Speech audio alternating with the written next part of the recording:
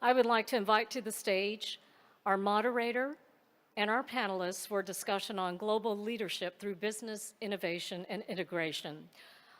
As they make their way to the stage, let me tell you a little bit about our moderator for the panel, Ms. Kathy Matsui. Many of you know her. She's vice chair of Goldman Sachs Japan Company Limited, one of the top financial analysts in the country. She is the visionary who coined the term Womenomics. She is the daughter of Andy Matsui and Issei from Nara Prefecture. Her father is now America's largest orchid grower, and he owns a 20% share of the potted orchid market in the United States. Kathy serves on the board of the U.S.-Japan Council, Japan.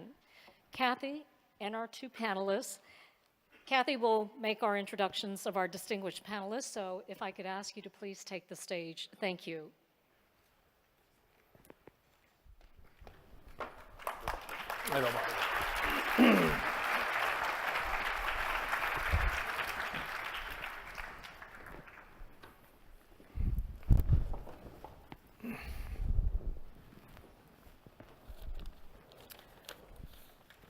So thank you very much, Linda, and thank you all for joining us in the second part of our plenary session. I have the privilege and honor of moderating our next session, and it's entitled Global Leadership Through Business Innovation and Integration.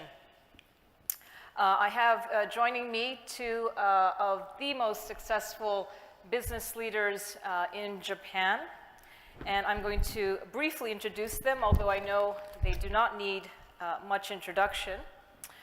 Starting to my immediate left is Tak Ninami-san. Tak is currently the president, CEO, and representative director of Suntory Holdings. Good pronunciation. Suntory. I've lived in Japan enough. But Tak doesn't look that old, but he started his career in 1981 with Mitsubishi Corporation. And at the very also young age of 43, he was appointed CEO of Lawson, one of the largest convenience store chains, where he continued until May 2014. And then, as many of you know, left Lawson and became the head of Suntory Holdings about 1 year ago, a little over 1 year ago. But Tak is also very busy outside of his day job. He has served on the Industrial Competitiveness Council of Japan. He's also a member of the Tax Commission of the government. And since September 2014, Prime Minister Abe has appointed him as a member of the very important Council on Economic and Fiscal Policy. So Tak is also very, very busy with very long Japanese government bureaucratic meetings. Thank you. And somewhere in there, Tak also finds time.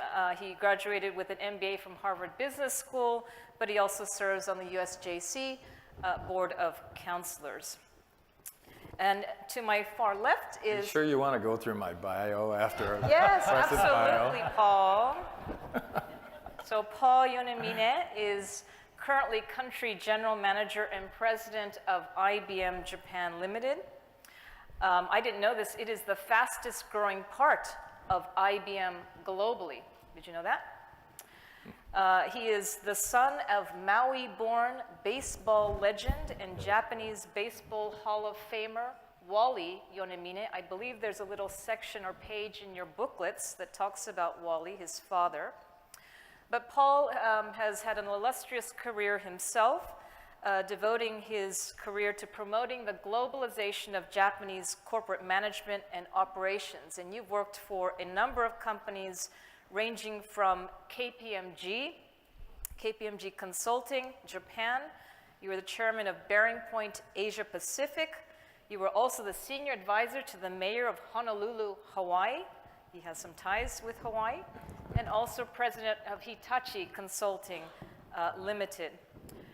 Paul is also very busy outside of his day job. He serves as he's on the board of directors of the USJC, but he also chairs the USJC Japan Board of Counselors.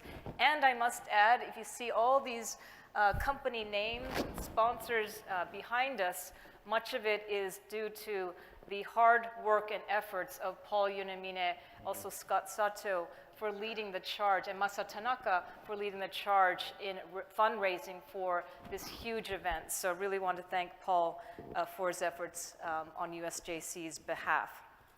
Thank you. So before I start off, I wanted to just also pull out a couple of tidbits that maybe you're not familiar with in the official bios. Paul, I asked you earlier when we were having a little bit of prep session, what did you want to be when you were young and 16 and innocent? Innocent. Oh, you're not innocent? So, you know, Kathy, it wasn't to be a flight attendant like, you know, That was like your me. dream, okay? But no, I mean, clearly it runs in the family. I was interested in becoming a baseball player, but didn't quite have the skills. So I took after my mother, right? And you told me you studied accounting. So the moment I gave up baseball and I decided to become a CPA first. So right out of college, I was certified public accountant. I think you could have heard a pin drop in the Yonamine family because, you know, it was somewhat of a, I guess, of a letdown maybe a little bit, but the accounting profession did me very well. Well, lost to baseball, but a big win for Right. Japanese and U.S. businesses. So, Tak, you told me also something very shocking. What did you want to be when you were a young boy? Pilot of Japan Airlines, JAL. I've not flown at that time, so but at first I wanted to be a driver of a bullet train, Shinkansen. Oh. And the Shinkansen looked like, you know, airplane. And I really took serious that I should become a pilot. And I applied to Self-Defense University. I got admission, and my mother was about to cry, do not go. And I chose another college, but I really wanted to be a pilot. And maybe private jet for CEO of Suntory. Or maybe you. So I was serious about it. So he applied and was accepted the equivalent of West Point, I guess, Yes. in the United States, but turned that down and went to normal. Yes, normal. Which is normal, I don't know nowadays because of defense bills. I mean, the security bills. Okay.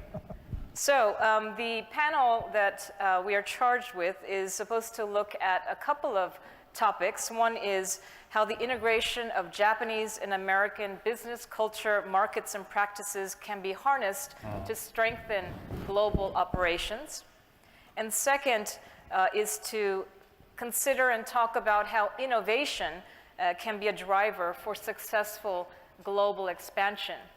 And given that these two gentlemen have had careers that span both Japanese organizations and US ones, I think they're perfectly positioned to comment on both of these topics. So without further ado, let's launch into some of the questions that we have prepared.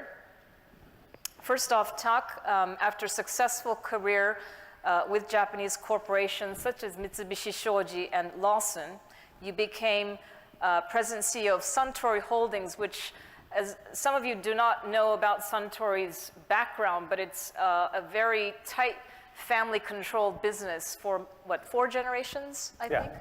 And all of a sudden, they picked this outsider called Tak Ninami to come and run the company. So if you could just talk to the audience about what do you think are some of the keys to transforming a very domestic sort of Japanese company into becoming a more successful, globally competitive one. And I imagine just like, you know, what time is it, Tak-san? What time is it? What time? Suntory, supposed to say Suntory time, Suntory time. I don't want to talk. I mean, Everybody know the Yes, line from the Bill movie Murray. Lost in Translation? yes. So I imagine there's a few lost in translation moments that you've encountered since you've been heading Suntory. So do you want to just talk about some of the challenges and Yeah, it's amazing to have watched the movie Lost in Translation, and the same thing is happening. You can imagine Suntory acquired Beam, which is now called Beam Suntory, right pronunciation, Suntory. It's a super American. And Suntory is super Japanese. Multiplied by super. What is the product of these supers? Definitely, there should be always an argument between the two parties. And always what's happening is in the conference, people from Beam Suntory think that, silence means yes. Oh, we've got agreement from the board. And 3 months later, they will know it's not yes. It was, as a matter of fact, no. So basically, ambiguity of the Japanese culture, which represents Suntory's culture. I'm not talking it's good or bad. It's deep-rooted in this country. And the other side of thing, the American spirits company, always we have to be clear. Just like I mentioned, at the time of the conference, always I try to, clarify so that they can understand our thinking. And I have been driving entire integration of the two entities toward the clarity instead of ambiguity, which is a Japanese culture as well as a Suntory culture. It's tough. It's really tough. And I found it's more difficult than I'd expected to integrate two entities with their carrying two different prides as well as different cultural backgrounds. So what I'm trying to do is don't be in a hurry. I just bring people from Beam Suntory, and I send people to Chicago, Deerfield, which is nowhere else. I don't know what it is, but it's Chicago anyway. And the key thing is how to have the frequent communication. That's the key. Very simple, and preferably face-to-face, from top management to rank and file. And especially between the distilleries of two companies, it's much easier than I'd expected. I would say rank and file, they can communicate more easily than the top management, where we see lots of pride. Suntory has 116-year history, whereas Beam has more than 200 years. America, Japan. So in the rank and file like operation, they can communicate based on their strong aspiration, always upgrade its quality for customers. But more or less management is always thinking about the short-term results. And production needs the long-term vision to upgrade its quality. It takes a lot of time. In that area, we see the kind of shared value. And to manage two companies, we definitely have the shared value, which is our founding spirit. And I initiated to establish a corporate university, which is called the Suntory University. And the people from everywhere in the world to come up to Suntory University to talk about how to deal with the founding spirit. And that's the principle of Suntory. This is the core part to be shared even with the Beam people. That's I'm now challenging to share the value. The spring spirit is very simple. Be different. Communicate with the society and the consumers effectively. Third, go back to society by profits from our businesses. Very simple. And we just discuss how to make it happen, how to make it better. Then based on the principle, we can do whatever, do as Romans do. And we respect being people. We respect people in Europe. We have operations. So challenge is there, but we are now getting kind of a clue toward the solution because people are now trying to understand the value of differences of cultures, like Suntory, like Beam, and the people started to notice it's a value. It's a value. So still, we Suntory are struggling toward the kind of concerted effort toward the one direction. Just 1 year has passed since the acquisition happened. It's too early to say it's successful. We are struggling, honestly speaking. But we have a bright future, and which we are now sharing together with the Beam people. So that's what's happening. Can I ask, do you conduct your meetings with the Beam folks in, I'm assuming in English? Yes. So are you trying to encourage more English speaking in Suntory headquarters, or? Yeah, well, at the Suntory headquarters, they speak obviously English, and we have simultaneous translators. But over time, we have been reducing that kind of arrangement for the Japanese senior executives, and we pressure Japanese senior executives just try not to use the simultaneous translators. We bring some people who speak English to support those who never tried to speak English. But other than that, I brought one senior executive from Beam to join our senior management. He doesn't speak Japanese at all. He doesn't know Japanese culture at all. But he became really our team member, and he communicates with the Japanese senior management. He tries to communicate, and we sent obviously some of senior people to support, especially US CEO, to understand the Japanese culture and the Suntory culture. So culture matters because all behavior, all decision making comes from culture. We've got to understand why we have this kind of culture, why we have vague decision making. There is a reason, right? And knowing the reason, then people start to try to, collaborate. So it was hard to understand why we have differences. Thank you. And yet, it's the integrating those diverse cultures is a really long process. Yes. And but in the interim, we as stakeholders of the business, we have to produce results. And the reality is integrating those diverse cultures takes a long time. And so where the pressure ends up residing is on the managers, on the CEOs, people like Tak.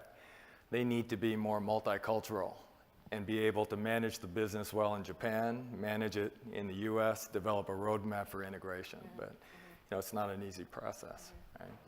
One more thing I can add, I think leadership is very important. So which part I should, take? Clarity, ambiguity, definitely clarity. So I just talked to Beam senior executives, including US CEO.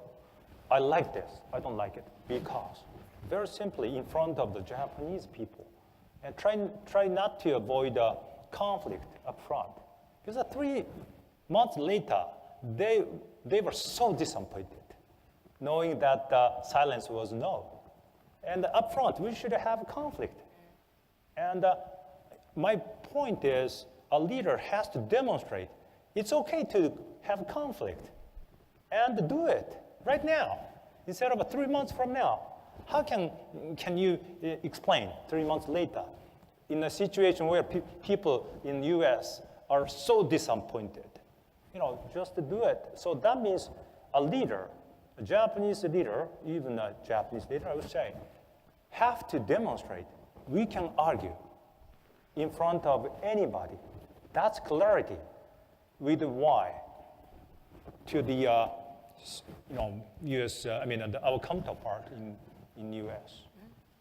It's tough for Japanese culture because our culture tends to avoid any conflict. Knowing that, and U.S. senior executives by now know it, but we should be clear about things we're discussing, such as serious issues. Thank you. So Paul, your situation is obviously a little bit different. You're running the Japanese arm of a very established and successful global company, but you're competing in a market that I understand is also extremely competitive. So trying to be that perennial successful global company, a globally local multinational in Japan. I know IBM's been in the market for many years, but what's been your experience Sure, in this thanks. regard and issues? Well, it's a real honor for me actually to run the largest American business in Japan. And I see my good friend from Hitachi there, and we like to consider ourselves as one of the top IT companies, along with companies like Hitachi, Fujitsu, here in Japan as well. So, that's been a real honor. IBM in Japan is in a very unique position. We've been in Japan for 78 years, which, surprises a lot of people. And so we have a lot of history in Japan. In the past, we put up the first online system for the Tokyo Olympics. We then converted it over to the first online system for banking here. And and over the years, we've really ingrained ourselves into the fabric of Japan. Things, for example, we manage and operate 25,000 ATMs throughout Japan, thanks to people like Tak in his previous position. Most of the newspaper publishing systems run on our infrastructure. We also provide, thanks to many of the customers here today, roughly 44% of the financial services IT spend in Japan.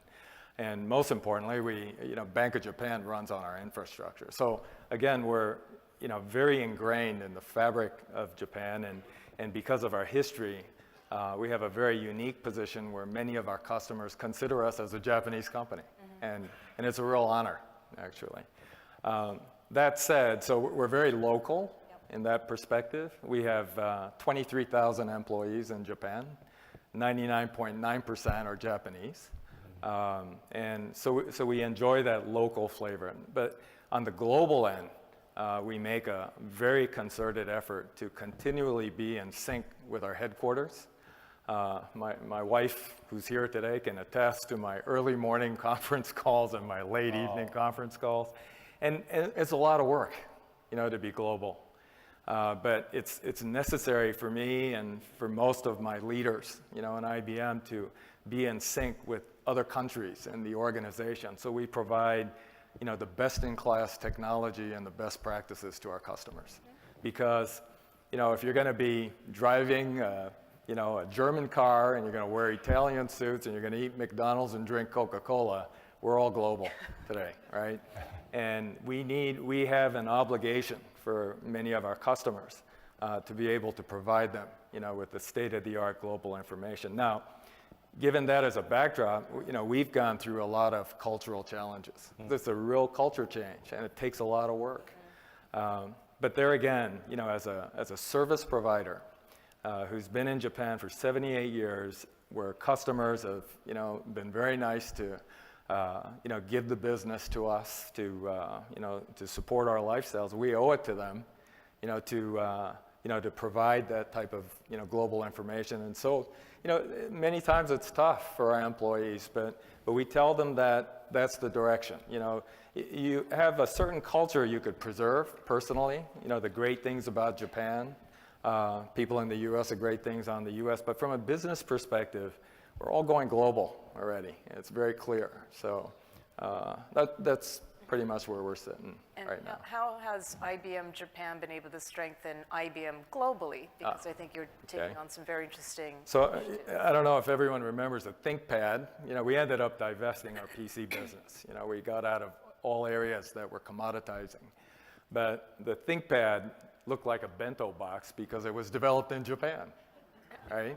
So Japan, IBM has been known for innovation. I have two things that we're working on very, quite intensely this year and next year.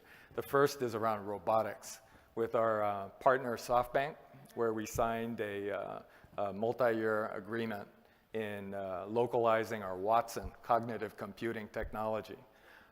We are connecting it to Pepper, the Pepper robot, and we are already providing it to banks, to retailers. And we're hoping, especially in the area of robotics, where Japanese companies excel in manufacturing, right? They're second to none. That we can create products that eventually we could provide not just within the IBM ecosystem, but globally. That's number one. The second thing is, along with Japan Post, with their IPO, one of the areas that they'll be investing in is an iPad infrastructure. Now we have a alliance with Apple Computers right now. And we've started testing iPads for the elderly from last month. There will be an information component, a communication component that will include monitoring and email and also video conferencing, and a commerce component where elderly can buy services and so forth and so on. So we've started our trials, and our plan is to start providing 1 million iPads from April every year up through to the Olympics. And we're hoping that we could provide some really meaningful services for the elderly here in Japan. It's good business as well, but we're hoping that ultimately we can export some of that elderly products and services from a technology perspective, again, globally as well. So we'll have Pepper robots who can care for our Oji-chan, Ba-chan. Well, my mother's 86. She's in Los Angeles right now. I do iPad FaceTimes with her. But many times the caregivers forget the time. But with a robot, you never forget. The robot gets right in front of her and bang, you're on the FaceTime. Right. So there's a lot of, right now it's more of a novelty, but there is a solid roadmap of productivity, especially in a country like Japan where we have population declines right now. So Japan could be leading the world. I think so. I think in the area of robotics, in the area of elderly care, Japan has a very unique position to be a real leader, in providing solutions in those two areas globally. I agree. Fantastic. So both Tak and Paul are extremely successful leaders, both in a US context as well as in a Japanese context. So many people in this audience are probably wondering, what's your secret sauce? What are the experiences you've had in the past that have given you skills as a global leader? How have those paid off in your career today? Tak, do you want to? I don't think I'm successful. Once I feel I'm successful, then my life is done. But I still want to challenge a lot of things at the Suntree Holdings. But having said that, I would like to share my experience. I joined the largest trading firm, which is Mitsubishi Corp. And I found that my third year, drinking always after work drinking was more or less a waste because people were talking always gossiping. And I didn't like it. And one day my senior, superior, he told me, why don't you go out to see other people outside Mitsubishi Corp? And I was lucky to find an outside study group organized by a social leader. And I found outside of Mitsubishi Corp, and Mitsubishi definitely has a huge number of talents, but more or less at the time I felt in the looking. So I found that great opportunity, and the study group created a huge number of good leaders like Takenaka Heizo, Motegi, ex-minister of industry, and Nakao, current CEO of the ADB.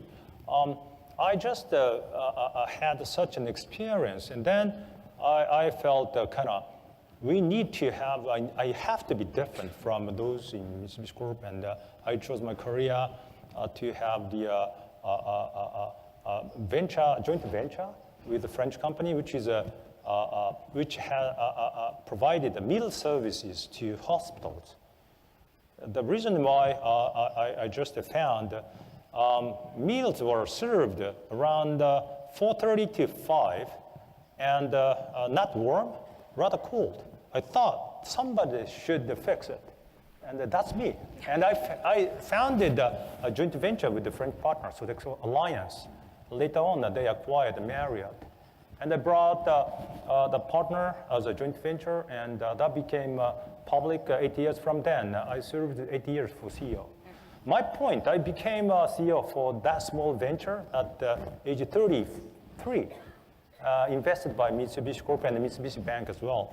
And my point is, I tried to be different from others. I tried to think by myself because nobody from my previous employers didn't know anything about the meal service at the hospitals. And I decided by myself. And I went to operation and washed the dishes with the rank and file, convincing them with my strong commitment and aspiration. My point is, when I was young, I tried to be different. That led me to change jobs, for example, challenge and differentiate myself to others. That's why I went to Lawson, though my previous employer told me, you don't have to quit. You can be a loan personnel, but I quit. Then joined the Lawson. Now, next challenge is at the Suntory to be different from others. Because at the time of the study group I mentioned earlier, I started to think, what is my market value? What is it? And I got to differentiate it from myself. And again, I founded the joint venture after coming back from the HBS. So think about the market always. That's my tendency. So what is my market value now? That's and always thinking about challenge common sense by talking to myself. Why? Just like Toyota. Why storming is my principle to be different from others. So if I can share with the people, I think be different is good. But in this country, be standard. It's not good. I mean, always you have to be different to be well accepted by society, by the, a company, business, even the government. So that's my point. Paul, so you're fluent in Japanese, and you've had to operate in very Japanese environments. You have a lot of, obviously, Japanese customers. Do you have to kind of pretend that you're more Japanese than Japanese, and sometimes you think, oh, but I'm an American, so I'm going to say something very direct? How do you operate, or how do you modulate that balance? So that's interesting. When I first started, I date myself, in 1979, I was in Los Angeles, and I was in charge of Japanese customers. And I was with KPMG, I was an accountant, and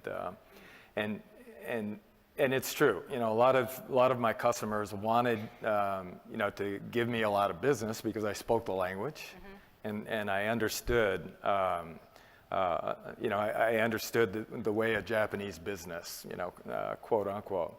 But I really enjoyed that process, by the way. It was, just coming back to your earlier question about some of my early learnings. It's one thing when you're helping people in business, but because of my language skills, they would ask me how to lease a car or lease an apartment, and I do just about anything, for them, and I enjoyed it.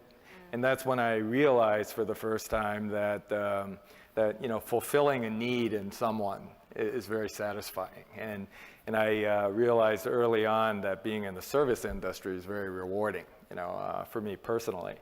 And so I fundamentally kept that principle, and regardless of whether I'm in the United States or in Japan, clearly, I've had some advantages because of my Japanese upbringing, but I don't think about it too much like that, to be honest. I take one person at a time.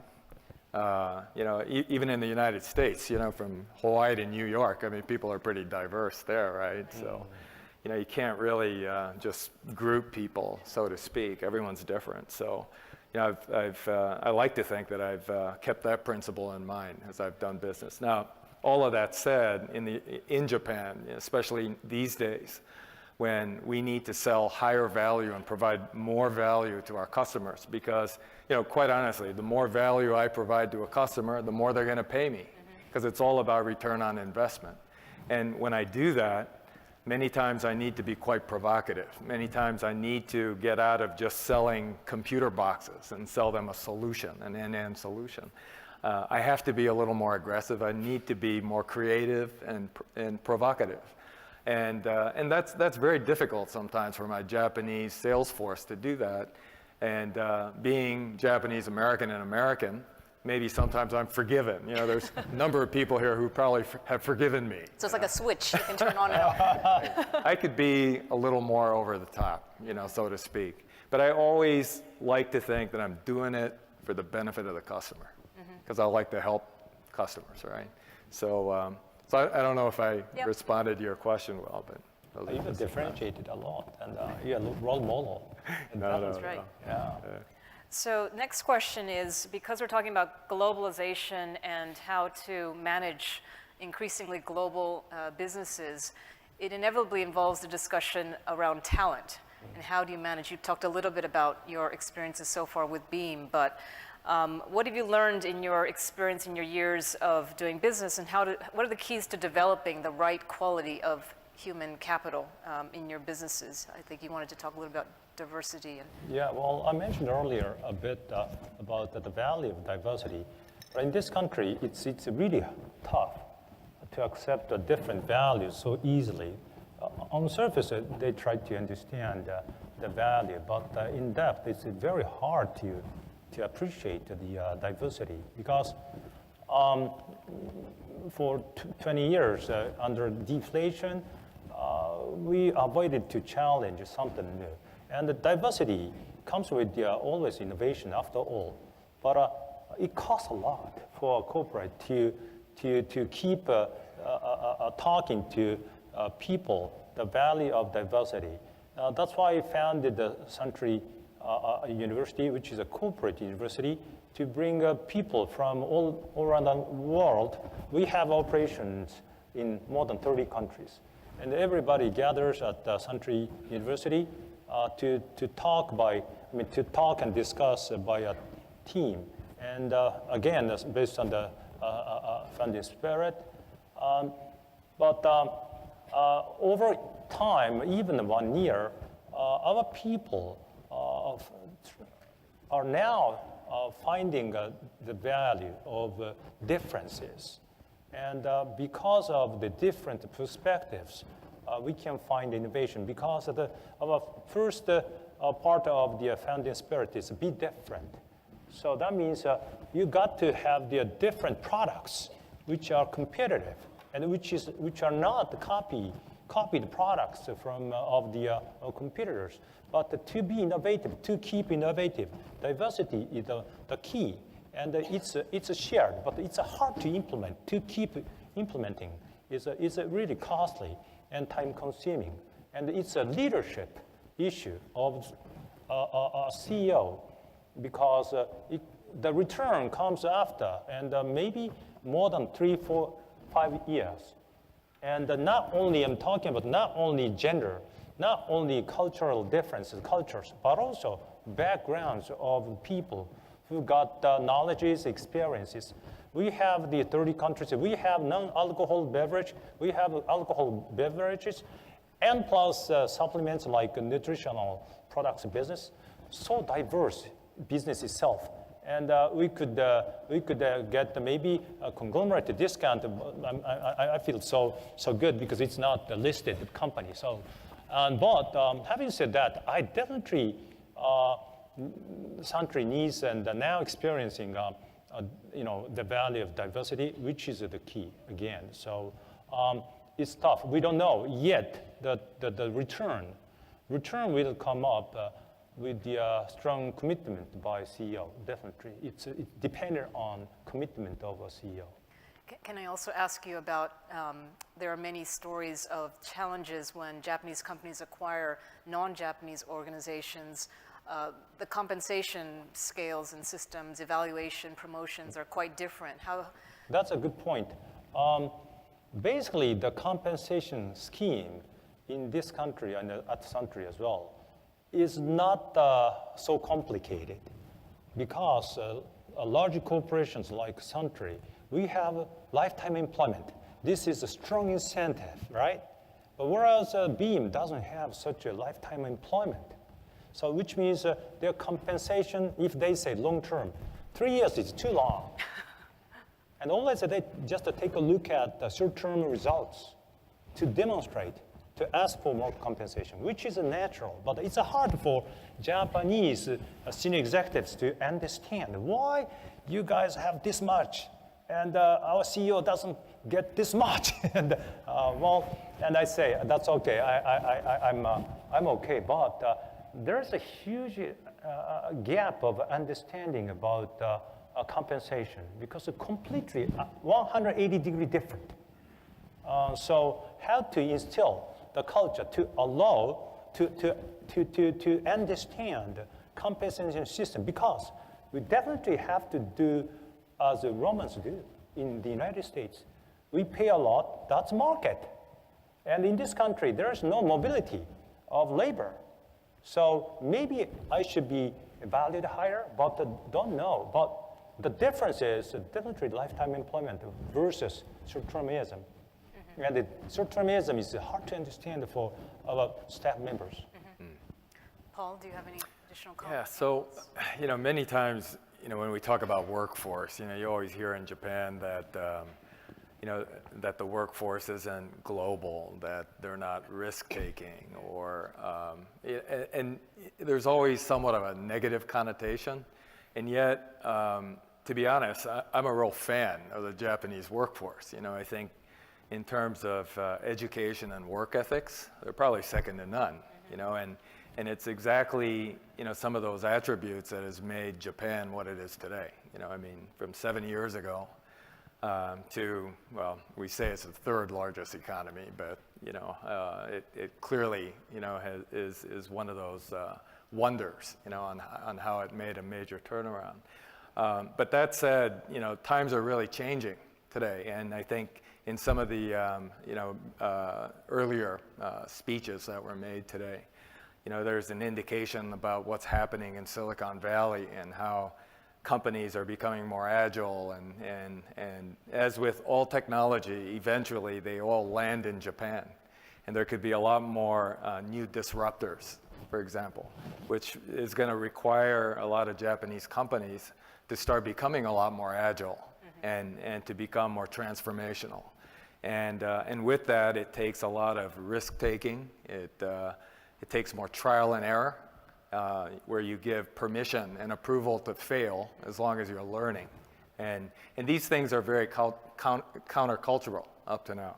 But I think many companies are starting to make that investment. I think we can accelerate it further. So things like what the U.S.-Japan Council is about to do with Dan Okimoto with the Silicon Valley project is a good thing. To connect, more young people in Japan, with what's happening in areas like Silicon Valley where there's a lot of agile development. I think those are the kinds of things that's going to become very important for Japan. So at IBM, I think a number of people will be going to our Blue Hub, the incubation centers, tomorrow. We have 3 incubation centers, and many of them we work in concert with our customers. And we try to provide them with that type of agile environment so they can learn and fail and learn, right? So we, in terms of hiring, we are definitely looking for more people with really strong communication skills, future potential and leadership skills. We're shying away from just being book smart, right? And in terms of compensation, we've made many changes these last 3 years, going from team compensation type of arrangements to individual quota plans, individual compensation schemes, paying more for results and things like that. So because we believe that by having more personal accountability on performance and pay, it also helps on diversity. So, you know, in the future, if women can't go to work, you know, 8 hours a day and they want to work 4 hours at home, that's okay because we can measure their performance. So, you know, those type of compensation schemes will become very important in Japan. Great. So we only have a couple minutes left, and I wanted to save the last question for let's dream of the future. So if either of you, or both, were one day got a call from the Cabinet Office and was told, you have now become appointed the Prime Minister of Japan, what specific measures would you take to promote Sure. greater innovation and globalization within Japanese industry? So I'll go first. Yeah, please. I will immediately scared. fire myself. Fire myself. Immediately fire myself. That's not allowed in this question. And I'll bring back Shinzo Abe, who, by the way, I think is doing a wonderful job. You know, I think it's been a long time since we've had political stability. We have a prime minister that is economically minded, had a lot of courage to drive the security policy. And so, you know, and these are really the kind of things that I think we've all been waiting for. You know, I don't know about you, I've been waiting 20 years for this, okay? That's right. So no, I don't have any other silver bullets. I think our current prime minister is doing a heck of a job. You know, clearly, if there were, you know, just a couple things, you know, on my wish list, you know, especially around innovation. I think there's a lot being done in innovation, especially with individual entrepreneurs, and we hear about that a lot. But I think the real potential in Japan is still with corporate Japan and unleashing corporate Japan's innovation. And whether that's with tax incentives or a scheme to do more celebrations of success, you know, companies in Japan that have done tremendously well on innovation should be recognized, and there should be more celebrations. And hopefully that'll create more competitiveness. And I tell you, Japan, when companies get competitive, watch out. They create some of the greatest technologies and some of the greatest advancements, right? So, you know, that would probably be an area that I'd be focused. But again, you know, I mean, yeah, I'd fire myself and bring back Shinzo Abe. I think he's doing a great job. But maybe something you're thinking of, maybe like a 2020 Innovation Olympics There or you something go. to Why not? reward. Yeah. Tuck, what about you? You're already very close to the Prime Minister, so you must have ideas. It's going to be recorded? Of course. Look at all I'm those so cameras. nervous. Yeah, I agree with Paul. He did a great job, and he should continue the current strong momentum. Think about 3 years ago. Nobody believed that we will have this many of inbound visitors, and lots of things have changed. Having said that, I have lots of things in my mind. I just squeezed to maybe a couple. One, job mobility I mentioned earlier. Definitely, we have to accelerate the discussion on the how to ask people to leave at large corporations by offering severance pay. There's no rule, but there's a rigid rule not to fire people. It's not good, but mobility is good for society. And definitely the exchange of talents is really needed for the Japanese economy to enjoy the dynamics and all this mobility. And I took my new job like at Suntory, but everybody in this country raised at a very, very rare case. But mobility is very important of job. I mean, laborers. Having said that, I would like to give you the reality. Small and medium-sized companies, they fire people so easily. So that means at that level, there's a job mobility a lot, but they are defenseless. There is no rule about severance pay. I think that should exist because at the level of the large corporation, we comply to laws. But as a matter of fact, the firings are really happening. So mobility at the level is high. So for the workers, what I'm trying to say is good for them to have the law to give the severance pay. Second point is foreign workers. Definitely, we have to be serious about immigration.